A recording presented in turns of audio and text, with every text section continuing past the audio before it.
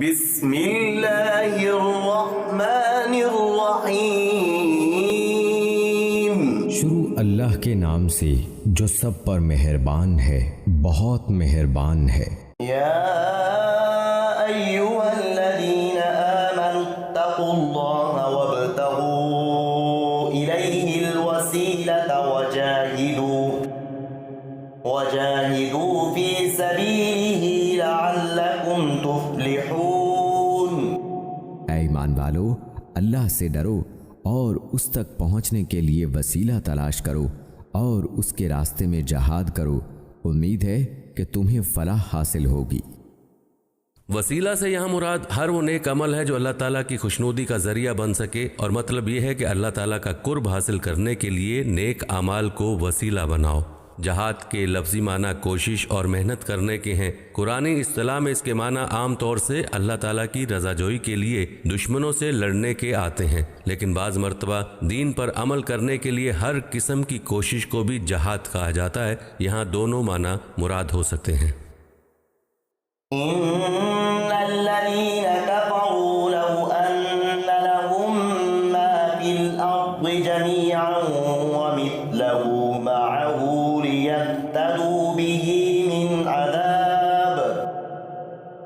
لیفتدوا به من عذاب یوم القیامة ما تقبل منهم ولهم عذاب علیم۔ یقین رکھو کہ جن لوگوں نے کفر اپنا لیا ہے، اگر زمین میں جتنی چیزیں ہیں وہ سب ان کے پاس ہوں اور اتنی ہی اور بھی ہوں، تاکہ وہ قیامت کے دن کے عذاب سے بچنے کے لیے وہ سب فدیے میں پیش کر دیں، تب بھی ان کی یہ پیشکش قبول نہیں کی جائے گی اور ان کو دردناک عذاب ہوگا۔ یریدون ان یخرجوا من النار وما هم بخارجین منها ولهم عذاب مقیم۔ وہ چاہیں گے کہ آگ سے نکل جائیں، حالانکہ وہ اس سے نکلنے والے نہیں ہیں، اور ان کو ایسا عذاب ہوگا جو قائم رہے گا۔ والسارق والسارقة فاقطعوا أيديهما جزاء بما كسبا نكالا من الله والله عزيز حكيم۔ اور جو مرد چوری کرے اور جو عورت چوری کرے، دونوں کے ہاتھ کاٹ دو تاکہ ان کو اپنے کیے کا بدلہ ملے، اور اللہ کی طرف سے عبرتناک سزا ہو، اور اللہ صاحب اقتدار بھی ہے، صاحب حکمت بھی۔ فمن تاب من بعد ظلمه وأصلح فإن الله يتوب عليه إن الله غفور رحيم۔ پھر جو شخص اپنی ظالمانہ کاروائی سے توبہ کر لے اور معاملات درست کر لے تو اللہ اس کی توبہ قبول کر لے گا، بے شک اللہ تعالیٰ بہت بخشنے والا، بڑا مہربان ہے۔ ڈاکے کی سزا میں بھی اوپر توبہ کا ذکر آیا تھا، مگر وہاں توبہ کا اثر یہ تھا کہ گرفتاری سے پہلے توبہ کر لینے سے حد کی سزا معاف ہو جاتی تھی۔ یہاں اس قسم کے الفاظ نہیں ہیں، لہٰذا امام ابو حنیفہ رحمۃ اللہ علیہ کی تشریح کے مطابق چور کی سزا توبہ سے معاف نہیں ہوتی، چاہے وہ گرفتاری سے پہلے توبہ کر لے۔ یہاں صرف یہ بیان فرمایا گیا ہے کہ اس توبہ کا اثر آخرت میں جاری ہوگا کہ اس کا گناہ معاف کر دیا جائے گا۔ اس کے لیے بھی آیت میں دو شرطیں بیان کی گئی ہیں، ایک یہ کہ وہ دل سے شرمندہ ہو کر توبہ کرے، اور دوسرے یہ کہ وہ اپنے معاملات درست کر لے۔ اس میں یہ بات بھی داخل ہے کہ جن جن کا سامان چرایا تھا ان کو وہ سامان واپس کرے، الا یہ کہ وہ معاف کر دے۔ أَلَمْ تَعْلَمْ أَنَّ اللَّهَ لَهُ مُلْكُ السَّمَاوَاتِ وَالْأَرْضِ يُعَذِّبُ مَن يَشَاءُ وَيَغْفِرُ لِمَن يَشَاءُ وَاللَّهُ عَلَى كُلِّ شَيْءٍ قَدِيرٌ۔ کیا تم نہیں جانتے کہ آسمانوں اور زمین کی حکمرانی صرف اللہ کے پاس ہے؟ وہ جس کو چاہے عذاب دے اور جس کو چاہے بخش دے، اور اللہ ہر چیز پر پوری قدرت رکھتا ہے۔ يا أيها الرسول لا يحزنك الذين يسارعون في الكفر من الذين قالوا آمنا بأفواههم ولم تؤمن قلوبهم ومن الذين هادوا سماعون للكذب سماعون لقوم آخرين لم يأتوك يحرفون الكلم من بعد مواضعه يقولون إن أوتيتم هذا فخذوه وإن لم تؤتوه فاحذروا ومن يرد الله فتنته فلن تملك له من الله شيئا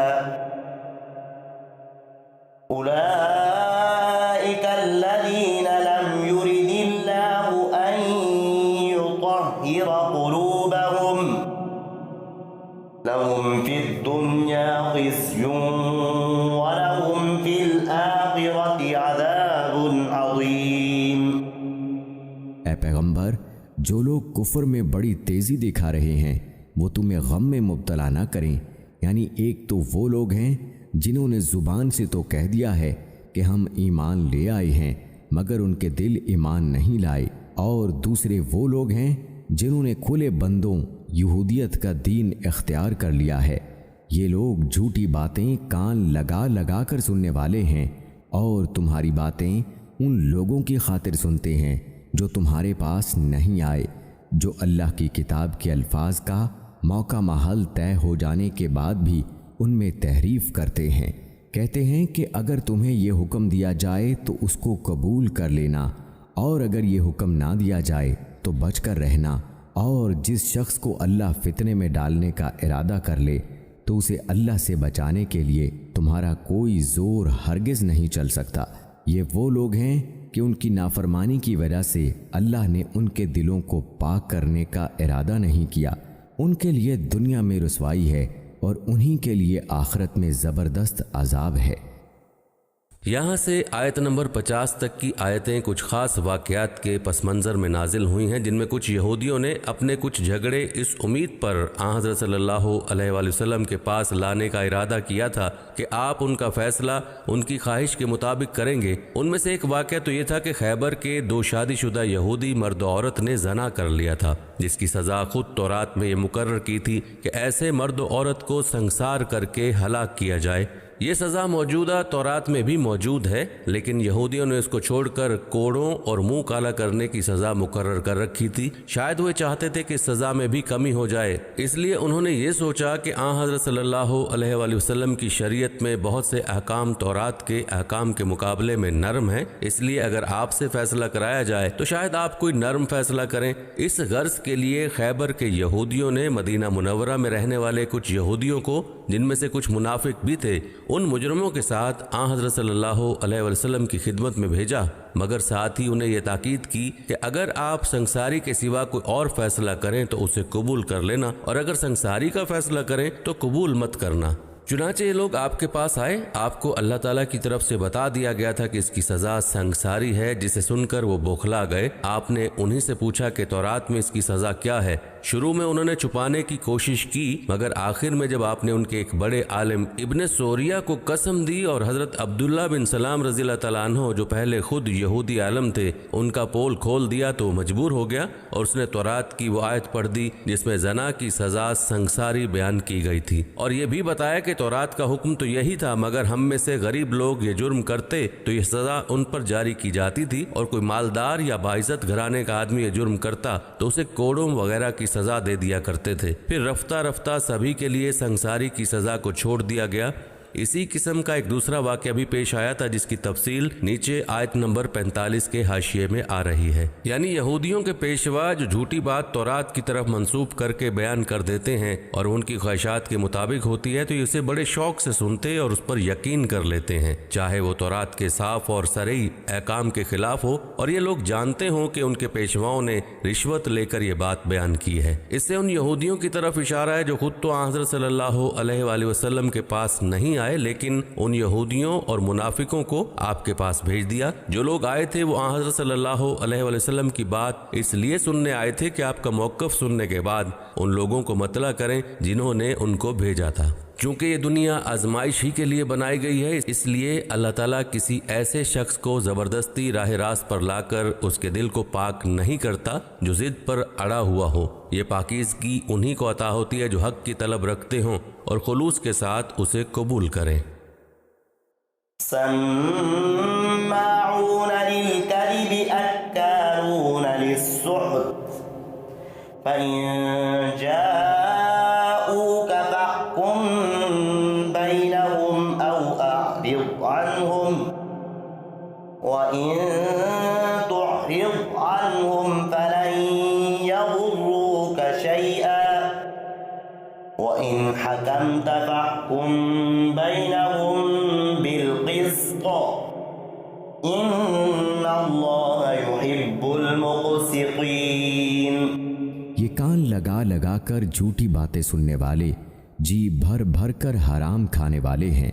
चुनाचे अगर ये तुम्हारे पास आएं तो चाहे उनके दरमियान फैसला कर दो और चाहे उनसे मुंह मोड़ लो। अगर तुम उनसे मुंह मोड़ लोगे तो ये तुम्हें कोई नुकसान नहीं पहुंचा सकेंगे, और अगर फैसला करना हो तो इंसाफ से फैसला करो। यकीनन अल्लाह इंसाफ करने वालों से मोहब्बत करता है। यहाँ हराम से मुराद वो रिश्वत है जिसकी खातिर यहूदी पेशवा तौरात के अहकाम में तब्दीलियां कर देते थे। जो यहूदी फैसला कराने आए थे उनसे जंग बंदी का मुआहदा तो था, मगर वो बाकायदा इस्लामी हुकूमत के शहरी नहीं थे, इसलिए आपको इख्तियार दिया गया कि चाहें तो उनका फैसला कर दें और चाहें तो इनकार फरमा दें, वरना जो गैर मुस्लिम इस्लामी हुकूमत के बाकायदा शहरी बन जाएं, मुल्क के आम कवानीन में उनका फैसला भी इस्लामी शरीयत के मुताबिक ही करना ज़रूरी है, जैसा कि आगे आ रहा है। अलबत्ता उनके खास मजहबी कवानीन जो निकाह, तलाक और वरासत वगैरह से मुतल्लिक हैं, उनमें उन्हीं के मजहब के मुताबिक फैसला उन्हीं के जजों के जरिए करवाया जाता है। वकैफ़ युहक्किमूनक वइंदहुमुत-तौरातु फ़ीहा हुक्मुल्लाहि थुम्मा यतवल्लौन मिन बअदि ज़ालिक वमा उलाइका बिलमुमिनीन। और ये कैसे तुमसे फैसला लेना चाहते हैं जबकि उनके पास तौरात मौजूद है जिसमें अल्लाह का फैसला दर्ज है, फिर उसके बाद फैसले से मुंह भी फेर लेते हैं। दरअसल ये ईमान वाले नहीं हैं। इसका मतलब ये भी हो सकता है कि वो तौरात के अहकाम से मुंह मोड़ लेते हैं, और ये भी कि हुजूर अक़दस सल्लल्लाहु अलैहि वसल्लम से फैसले की खुद दरख्वास्त करने के बावजूद जब आप फैसला सुनाते हैं तो उससे मुंह मोड़ लेते हैं।